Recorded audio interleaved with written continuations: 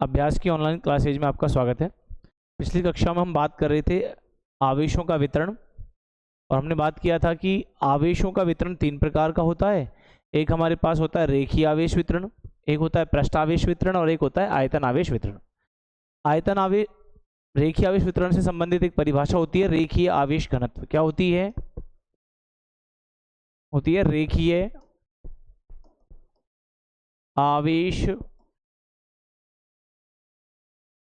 घनत्व। इसको हमने लिखा था लैम्बडा से, और लैम्बडा बराबर होता है क्यू अपॉन में कितना, एल। हमने कहा कि यदि किसी वस्तु को प्रदान किया गया समस्त आवेश उस वस्तु की लंबाई पर एक समान रूप से फैलता है तो उसे रेखीय आवेश वितरण कहते हैं। फिर हमको परिभाषा देनी थी रेखीय आवेश घनत्व। तो एकांक लंबाई पर उपस्थित आवेश की मात्रा रेखीय आवेश घनत्व कहलाती है, और इसको अपन लिखते हैं लैम्बडा। लैम्बडा बराबर क्यू बाई एल। हमने कहा कि ये एक अदिश राशि है, इसका मात्रा कुलाम बटे क्या होता है, मीटर। और वीमा की बात करें तो m0 l-1 t1 और क्या होता है a1। ठीक है। इसके बाद हमने दूसरी बात की थी, एक होता है पृष्ठ आवेश वितरण। उससे संबंधित परिभाषा क्या थी? पृष्ठ आवेश घनत्व। देखो, हमने परिभाषा थी पृष्ठ आवेश वितरण। यदि किसी वस्तु को प्रदान किया गया समस्त आवेश उस वस्तु के क्षेत्रफल पर या पृष्ठ पर एक समान रूप से फैले तो उसे हम पृष्ठ आवेश वितरण कहते हैं। क्या कहते हैं? पृष्ठ आवेश वितरण। उससे संबंधित जो परिभाषा वो है पृष्ठ आवेश घनत्व, यानी कि एकांक क्षेत्रफल पर उपस्थित आवेश की मात्रा, एकांक क्षेत्रफल पर उपस्थित आवेश की मात्रा पृष्ठ आवेश घनत्व कहलाती है। इसे सिग्मा से, सिग्मा बराबर क्यू अपॉन में ए। फिर हमने कहा ये भी अदिश राशि है, इसका मात्रक होता है कुलाम बटे मीटर स्क्वायर, और वीमा होती है m0 l-2 t1 और a1। और लास्ट जो हमने पढ़ा था वो पढ़ा था आयतन आवेश वितरण। यदि किसी वस्तु को प्रदान किया गया समस्त आवेश उस वस्तु के आयतन में एक समान रूप से फैलता है तो उसे हम आयतन आवेश क्या कहते हैं? वितरण। ठीक है। उससे संबंधित जो परिभाषा थी वो थी आयतन आवेश घनत्व। इसको अपन लिखते हैं रो से, लिखते हैं इसको हम लिखते हैं रो से।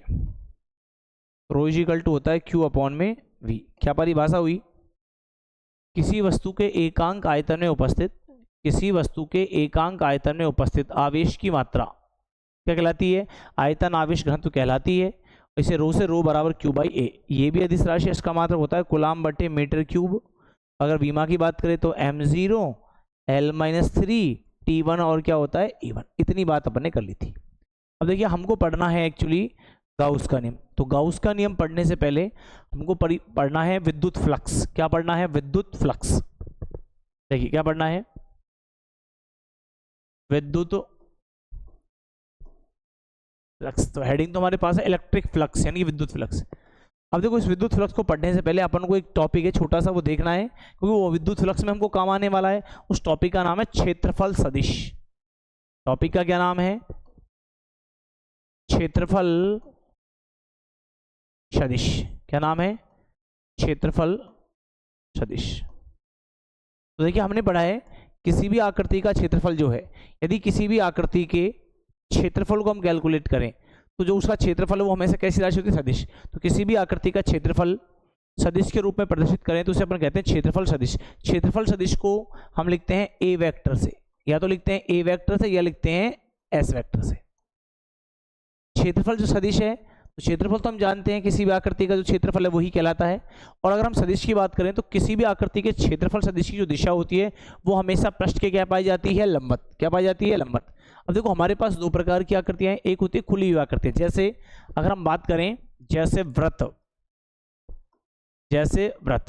अपन ने व्रत बना दिया, ये व्रत है। ठीक है। देखो, एक्चुअली ये व्रत, वैसे वृत्ताकार आकृति होती तो ऐसी है, लेकिन जब हम इसको 2D में बनाते हैं तो इस बार ऐसा व्रत है, देखो ये ऐसे बना रखा है। तो ऐसे जब व्रत बनाएंगे तो ऐसे व्रत को हम इसी प्रकार से दिखाते हैं। ठीक है। वृत्ताकार आकृति होती है खुली आकृति। एक हमारे पास होता है क्या? वर्ग या आयत। जैसे अपन ने ये वर्ग बना लिया, ये हमारे पास क्या हो गया? आयत।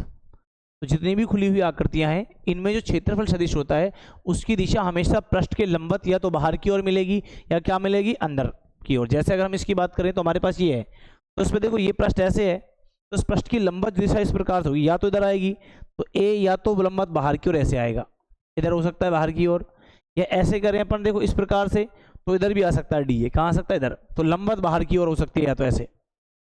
इसमें अगर हम देखें तो लंबवत ऐसे आएगी, देखो ये लंबवत ऊपर की ओर ऐसे रहेगी, ठीक है, यानी कि लंबवत ऊपर की ओर ऐसे आ सकती है, और इस पर देखें तो ये लंबवत ऊपर की ओर ऐसे, जब ये ऐसे रखा है देखो ये इस प्रकार से रखा तो ऐसे ऊपर की ओर।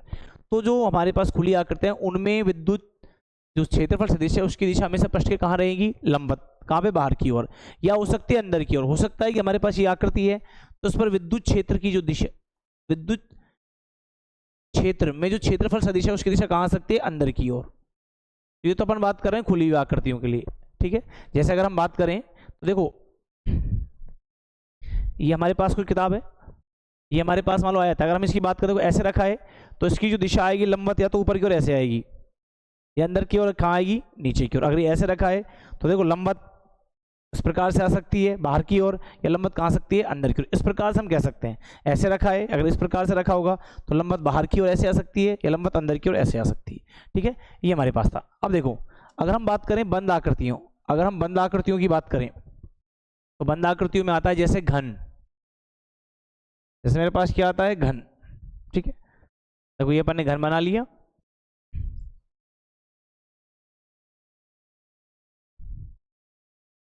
तो ये हमारे पास घन है,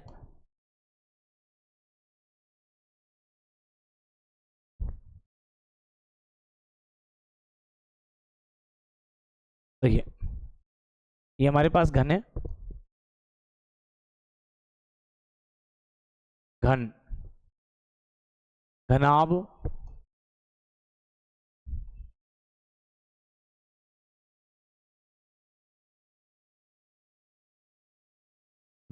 ये गोला,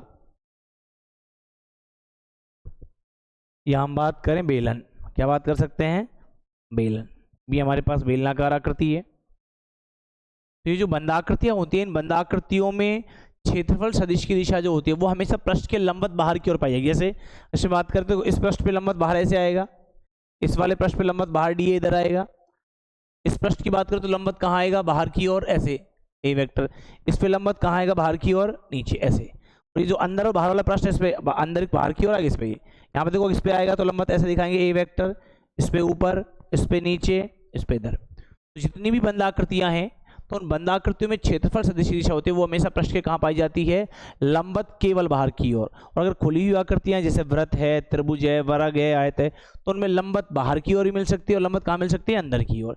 ये हमारे पास था क्षेत्रफल सदिश। अब देखते हैं अपन इसके बाद हम नेक्स्ट बात करने वाले हैं विद्युत फ्लक्स। देखिए तो हमको लिखनी विद्युत फ्लक्स की परिभाषा, विद्युत फ्लक्स, विद्युत फ्लक्स या इलेक्ट्रिक फ्लक्स। अच्छा विद्युत फ्लक्स क्या है वो सुनो, हमने बात की थी विद्युत बल रेखाओं की कि विद्युत क्षेत्र की उपस्थिति में एकांक परीक्षणावेश या एकांक धनावेश जिस काल्पनिक पथ के अनुदिश गति करता है या गति करने का प्रयास करता है उस पथ को प्रदर्शित करने वाली रेखाएं विद्युत बल रेखाएं या विद्युत क्षेत्र रेखाएं कहलाती हैं, ठीक है। अब परिवार सुने, किसी भी विद्युत क्षेत्र में स्थित किसी भी पृष्ठ के लंबवत, विद्युत क्षेत्र में स्थित किसी भी पृष्ठ के लंबवत गुजरने वाली कुल विद्युत बल रेखाओं की संख्या क्या कहलाती है, विद्युत फ्लक्स कहलाती है। अर्थात हमें कह सकते हैं विद्युत क्षेत्र में स्थित, विद्युत क्षेत्र में स्थित, विद्युत क्षेत्र में स्थित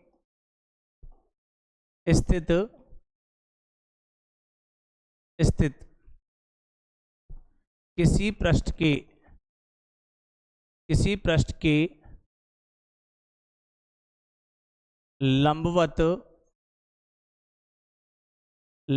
किसी पृष्ठ के लंबवत गुजरने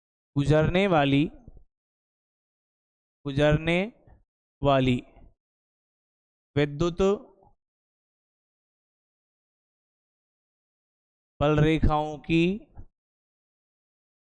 संख्या, विद्युत क्षेत्र में स्थित किसी पृष्ठ के लंबवत गुजरने वाली कुल विद्युत बल रेखाओं की संख्या क्या कहलाती है, विद्युत फ्लक्स कहलाती है। क्या कहलाती है, विद्युत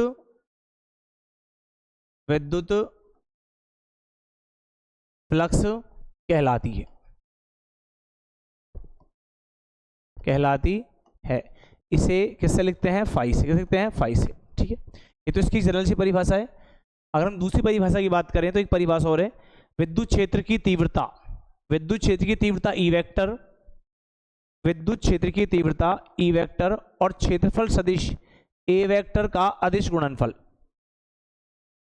क्या कहलाता है? विद्युत फ्लक्स कहलाता है। यानी हमारे पास विद्युत क्षेत्र में स्थित विद्युत क्षेत्र की तीव्रता ई वेक्टर और क्षेत्रफल सदिश ए वेक्टर का जो अदिश गुणनफल है वो हमारे पास क्या कहलाएगा? विद्युत फ्लक्स। या कह लो कि विद्युत क्षेत्र में स्थित विद्युत क्षेत्र की तीव्रता तथा क्षेत्रफल सदिश का अदिश गुणनफल विद्युत फ्लक्स कहलाता है। फाई बराबर ई डॉट ए, जब इसको हटाएंगे तो फाई बराबर लिखते हैं ई ए और कितना आएगा? Cos theta. ये इसका फॉर्मूला है, ठीक है। अच्छा देखो, अब अगर हम बात करें विद्युत फ्लक्स, हम देखो यहाँ पे ये देखो ये दो सदिशों के डॉट प्रोडक्ट है, ये दो सदिशों का कैसे गुणनफल है? अदिश। तो हमें क्या कहेंगे? यह एक अदिश राशि है। कैसी राशि है?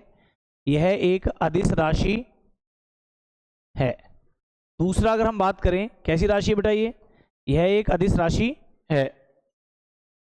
देखो दूसरी अगर हम बात करें तो इसका मात्रक, देखो इसका मात्रक, अगर हम इसे मात्रक की बात करें तो फाई इज इक्वल टू आपने लिखा है ई ए, तो ई को हम लिख सकते हैं एफ अपॉन क्यू इंटू कितना? ए। तो देखो बल का मात्रक क्या होता है? न्यूटन। तो इसका मात्रक न्यूटन इंटू मीटर स्क्वायर बटे कुलाम, या इसको लिख सकते हैं newton into metre square into में कुलाम इनवर्स। या इसका एक मात्रक और होता है, देखो आपने विद्युत क्षेत्रीय तीव्रता का मात्रक लिखा था पीछे वोल्ट बटे मीटर, और ए का जो मात्रक है वो कितना आएगा? Metre square. 1 मीटर से मीटर कटेगा तो उसका मात्रक होता है वोल्ट इंटू मीटर होता है। 2023 के पेपर में क्वेश्चन पूछा गया है कि निम्न में से विद्युत फ्लक्स का मात्रक है, तो वहाँ पे 4 ऑप्शन थे, तो हमको ये वाला ऑप्शन दे रखा था कि न्यूटन गुणा मीटर इंटू कुलाम इनवर्स, ये इसका मात्रक होता है। किसका? विद्युत फ्लक्स का, ठीक है। तीसरी बात करें विद्युत फ्लक्स की विमा,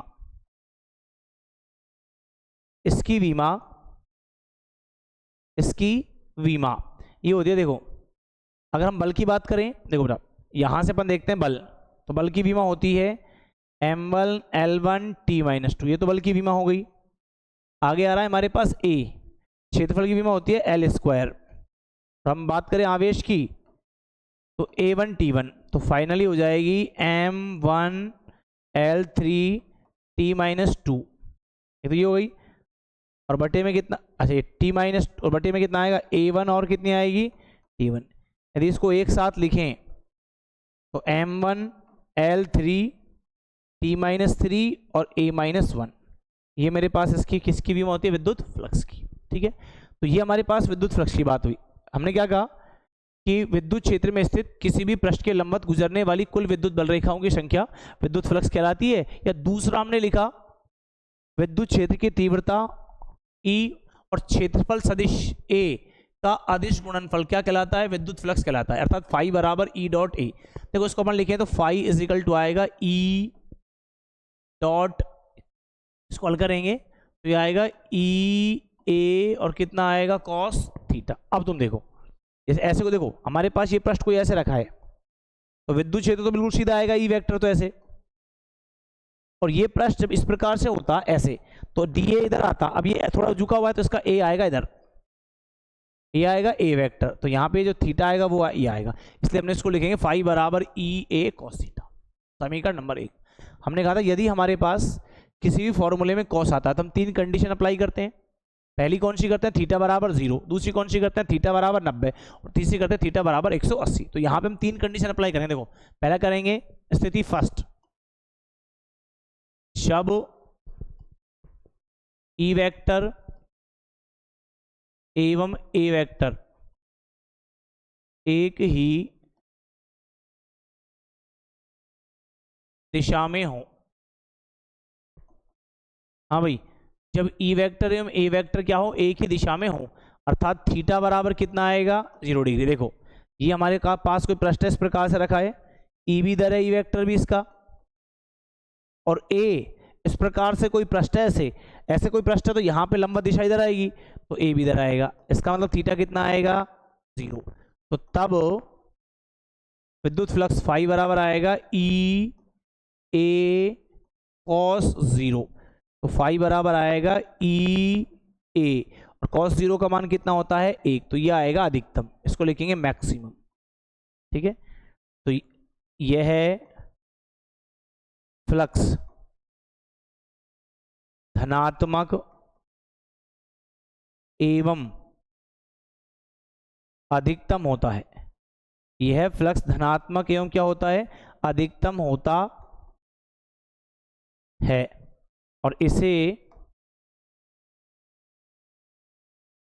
निर्गत फ्लक्स कहते हैं। इसे निर्गत फ्लक्स कहते हैं। ये तो पहली कंडीशन। जब ई और ए, जब ई वेक्टर और ए वेक्टर दोनों एक ही दिशा में हो तो थीटा बराबर 0 होता है, तो उस अवस्था में फ्लक्स होता है फाई बराबर ई ए, यानी ये फ्लक्स अधिकतम और धनात्मक होगा, इसे अपन कहते हैं निर्गत फ्लक्स। ठीक है, सेकंड कंडीशन की बात करें तो सेकंड कंडीशन ये है, जब ई वेक्टर एवं ए वेक्टर एक दूसरे के क्या हो,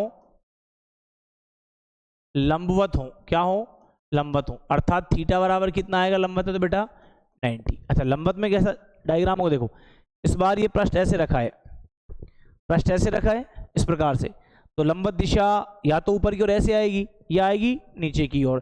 तो ई तो इसका इधर ही आएगा, तो ई वेक्टर तो इधर आ गया, ई वेक्टर, और ए वेक्टर कहाँ आएगा, ऊपर की ओर, ए वेक्टर। तो एंगल कितना बनेगा, 90 डिग्री। तो फाई इज इक्वल टू आएगा ई ए कॉस 90। तो फाई इज इक्वल टू आ जाएगा ई ए, और कॉस 90 का मान कितना, 0। तो फाई बराबर आएगा 0।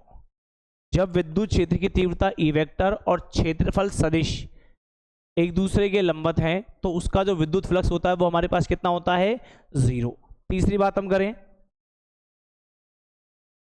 देखिए अगर हम तीसरी बात करें, इधर देखो, देखिए तीसरी कंडीशन है, जब ई वेक्टर एवं ए वेक्टर एक दूसरे के विपरीत हो।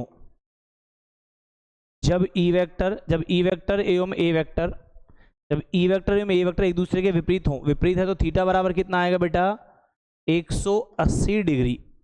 तो चित्र ऐसा बनेगा, ये हमारे पास डायग्राम है, ई वेक्टर तो आएगा इस दिशा में, ई वेक्टर तो, और ए वेक्टर आएगा इधर, ए वेक्टर। तो इन दोनों के बीच एंगल कितना बनेगा, थीटा बराबर 180। तो तब फाई बराबर आएगा ई ए कॉस 180। तो phi is equal to E A cos 180 का मान -1, तो हमारे पास हो जाएगा phi is equal to minus E A. यह है न्यूनतम, यह न्यूनतम एवं, यह न्यूनतम एवं ऋणात्मक फ्लक्स होगा, फ्लक्स होगा। यह न्यूनतम एवं क्या होगा, ऋणात्मक फ्लक्स होगा। इसे हम बोलते हैं निवेशी, इसे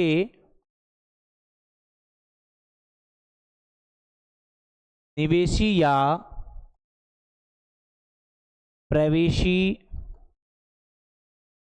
फ्लक्स कहते हैं। तो देखो हमारे पास फ्लक्स 3 प्रकार का, अगर हम कहें कि अगर हमारे पास ई और ए एक दिशा में है तो फ्लक्स का मान होगा अधिकतम, फाई बराबर ई ए, जिसे अपन निर्गत फ्लक्स कहते हैं। यदि ई वेक्टर और ए वेक्टर एक दूसरे के विपरीत हैं तो थीटा बराबर होगा 90 डिग्री, तो फ्लक्स का मान आएगा 0। और यदि विद्युत क्षेत्र की तीव्रता ई वेक्टर और ए वेक्टर दोनों एक दूसरे के विपरीत हैं तो फ्लक्स का मान होगा फाई बराबर माइनस ई ए, और ये फ्लक्स आएगा न्यूनतम और ऋणात्मक, और इसे अपन कहते हैं निवेशी या निर्गत फ्लक्स। जब भी हम आगे क्वेश्चन करेंगे ध्यान रखना है, अगर हमसे कहीं भी कहा जाए निवेशी फ्लक्स, तो निवेशी फ्लक्स को तो हम हमेशा क्या लेंगे, ऋणात्मक। क्या लेंगे, ऋणात्मक नहीं माइनस का। और जो हमारे पास निर्गत फ्लक्स है उसको हमेशा क्या लिया जाएगा, धनात्मक। ठीक है, अच्छा एक बात और करते, देखो हमारे पास कोई आकृति है, ये कोई पूरी आकृति है, इसमें को अपन ने कोई छोटा सा एलिमेंट लिया है, ये कोई छोटा सा एलिमेंट है, इस छोटे से एलिमेंट का क्षेत्रफल है डीए वेक्टर, कितना है डीए वेक्टर। हम ये बात करेंगे यदि किसी स्थान पर विद्युत क्षेत्र की तीव्रता है ई वेक्टर, यदि किसी स्थान पर विद्युत क्षेत्र की तीव्रता कितनी है ई वेक्टर और उसका क्षेत्रफल अल्पांश कितना है डीए, तब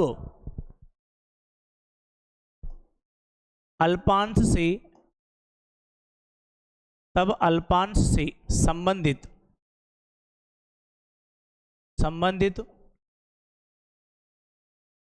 विद्युत फ्लक्स, तब अल्पांश से संबंधित विद्युत फ्लक्स। तो देखो ये अल्प राशि डी है तो इसका यहां पे लिखेंगे डी फाई बराबर ये आएगा ई डॉट कितना आएगा डी ए वेक्टर। हम कह रहे हैं कि यदि हमारे पास कोई अल्पांश है, यदि हमारे पास कोई अल्पांश है डी ए और उससे संबंधित विद्युत क्षेत्र कितना है बेटा ई वेक्टर, तो उस अल्पांश से संबंधित विद्युत फ्लक्स आएगा डी फाई बराबर, अल्पांश है तो फ्लक्स भी अल्प होगा तो डी फाई बराबर लिखा जाएगा ई डॉट डी ए।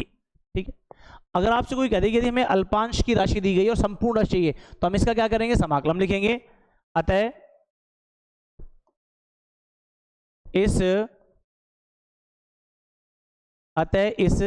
संपूर्ण पृष्ठ से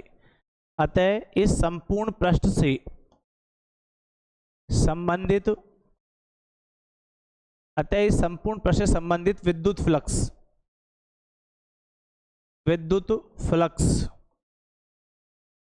तो ये आएगा फाई बराबर समाकलन ई डॉट डी ए, ये फॉर्मूला है। यदि हमें किसी अल्पांश के कारण विद्युत फ्लक्स दे दिया जाए और हमें उसका टोटल विद्युत फ्लक्स है इस पृष्ठ से और पृष्ठ खुला है तो हम लिखेंगे फाई बराबर फाई बराबर समाकलन ई डॉट डी ए। लेकिन अगर आपसे कोई कह दे कि हमारे पास पृष्ठ कैसा है बंद, कैसा पृष्ठ है तो क्या लिखेंगे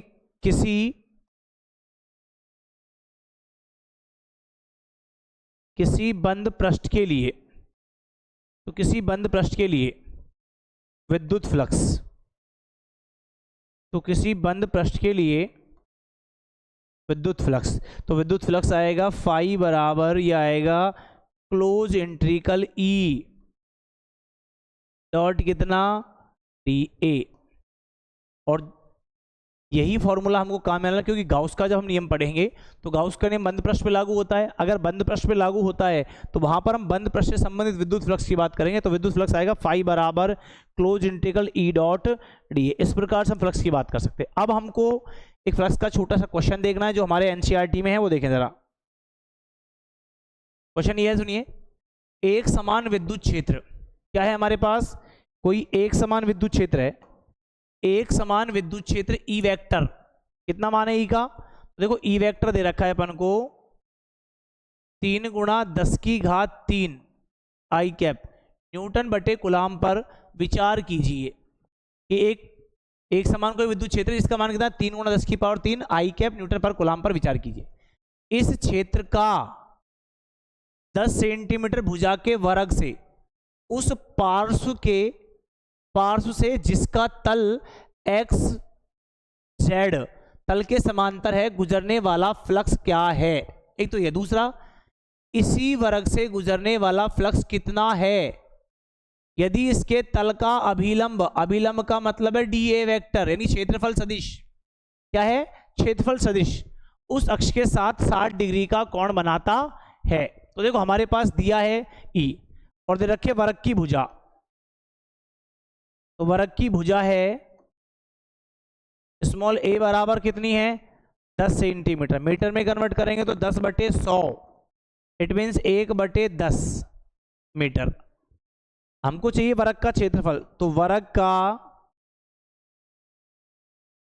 क्षेत्रफल, तो वर्ग के क्षेत्रफल की बात करते तो उसको लिखेंगे ए बराबर, तो ये आएगा भुजा स्क्वायर, तो ए स्क्वायर तो 1/10 का स्क्वायर, तो ए का मान आएगा 1/100,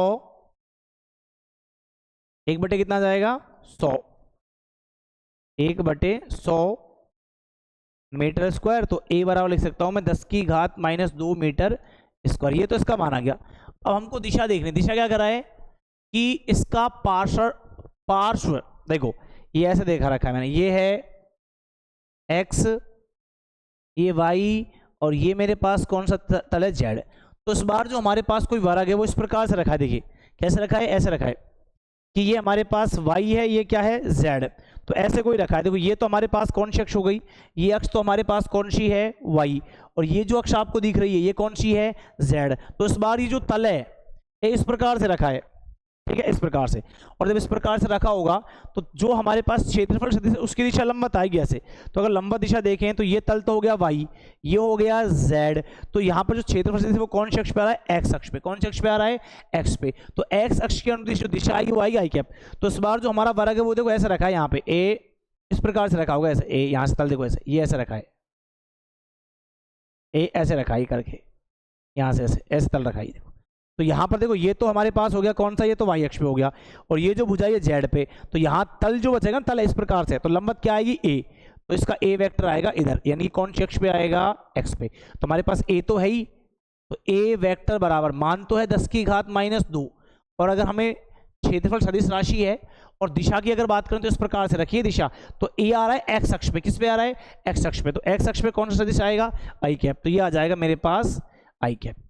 अब हमको चाहिए मान, तो मान कैसे करेंगे, फाई बराबर ई डॉट कितना, ए वेक्टर। तो फाई को रखें तो फाई बराबर ई का मान तो कितना है, ई का मान है 3 गुणा 10 की घात कितना है 3, 3 गुणा 10 की घात 3 इंटू आई कैप डॉट, इसको देखें तो ये आएगा 10 की घात -2, और ये भी कितना है आई कैप। अदिश गुणनफल में हम जानते हैं कि अगर हमारे पास दो संख्याओं का अदिश गुणनफल है तो अदिश गुणनफल में i को i से गुणा करते हैं, j को j से गुणा करते हैं, और k को किससे गुणा करते हैं, k से। जब यहाँ से गुणा करेंगे तो ये भी i और ये भी i, तो देखो ये हो जाएगा 3 गुणा 10 की घात 3 और 1 कितनी बचेंगी, देखो 3 इंटू 10 की घात आएगा -2, और ये आएगा i डॉट आई। तो फाई इज इक्वल टू हो जाएगा 3 गुणा 10 की घात कितनी बचेगी बेटा, 1, कितनी बचेगी 1, और i डॉट आई का मान कितना होता है 1। तो फाई इज इक्वल टू हो जाएगा मेरे पास 30 वोल्ट इंटू मीटर। एक तो ये आ गया पहला आंसर। तो पहला सवाल तो ये है। दूसरा हमसे क्या कह रहा है, दूसरे सवाल में वो कह रहा है, देखो क्या कह रहा है, इसी वर्ग से गुजरने वाला फ्लक्स कितना है यदि इसके तल का अभिलंब का मतलब है कौन, क्षेत्रफल सदिश a x अक्ष के साथ कितना कोण बना रहा है, थीटा कितना है 60 डिग्री। तो देखो दूसरे सवाल की अगर हम बात करें तो हमें दे रखा है क्या, देखिए अगर हम इसकी बात करें इधर देखो तो हमको दे रखा है कि थीटा बराबर कितना है 60 डिग्री, ई का जो मान है सिंपल वो है 3 गुणा 10 की पावर कितनी है 3, वेल मान केवल, और a बराबर कितना दे रखा है 10 की घात -2 मीटर स्क्वायर। तो सेकंड वाली स्थिति में देखो जब हमें ई वेक्टर और ए वेक्टर घटकों के रूप में दे, आई जे के रूप में दे, तो हम करते हैं अदिश गुणनफल। लेकिन यहाँ पे हमको ई का मान दे रखा है, ए दे रखा है, थीटा दे रखा है, तो सिंपली सेकंड अवस्था में गुजरने वाला फ्लक्स तो फाई बराबर आएगा ई ए और कितना कॉस थीटा। ई का मान है 3 गुणा 10 की घात 3, इसका मान है ए का मान 10 की घात -2, और इसका मान आएगा कॉस कितना 60। आगे हल करें तो फाई इज इक्वल टू, तो ये आ जाएगा 30। देखो 10 की घात 3 में से 10 की घात हो जाएगी, एक बचेगा 3 गुणा 10 तो 10, 3 गुणा 10 कितना हो 30, और cos 60 का मान sin 30 करो 1/2। तो फाई इज इक्वल टू हमारे पास कितना आएगा 15 वोल्ट इंटू मीटर, ये हमारे पास फ्लक्स होता है। ठीक है, अगर हमको अदिश गुणनफल नहीं आए तो एक बार 11th क्लास की जो हमारे पास उसमें देखें आप कि अदिश गुणनफल में क्या होता है, आई को आई से करते हैं, जे को जे से करते हैं, और के को के से करते हैं। ठीक है, तो आज हमने बात करी विद्युत फ्लक्स क्या है, विद्युत फ्लक्स कैसे कैसे काम करता है, और उस पर एक सवाल। अब नेक्स्ट वीडियो में हम जो बात करने वाले हैं वो हम करेंगे, एक तो इस विद्युत फ्लक्स के और टाइप के जो सवाल है उन पे बात करेंगे, एक हम जो बात करेंगे वो करेंगे गाउस का नियम। ठीक है, थैंक यू।